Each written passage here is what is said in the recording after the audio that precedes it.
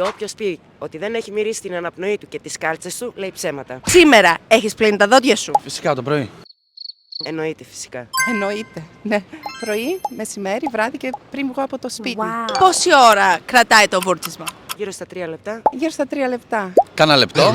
Τώρα, άμα φάω μοσχαράκι, ας πούμε, κοκκινιστό που έβγαλα χθες, τα βούρτισα 2 φορές το μεσημέρι. Α, είσαι έτσι. Σου έχει τύχει ποτέ να είσαι με παρέα με φίλους και κάποιου η ανάσα να μυρίζει άσχημα? Σίγουρα θα έχω υπάρξει, ναι. Ναι, βέβαια, αρκετές φορές. Άβολο. Δεν ξέρω. Ποιος είναι έτσι ένας ευγενικός τρόπος για να του πεις? Απλά φεύγω.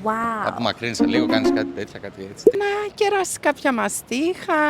Θέλεις κάτι να φάσει, κάτι να πιείς. Του προσφέρω τσίχλα. Θα φάω μια τσίχλα. Μήπως θέλεις κι εσύ? Καλό αυτό το κόλπο. Πριν να βγεις κάποιο ραντεβού, κάνεις κανένα?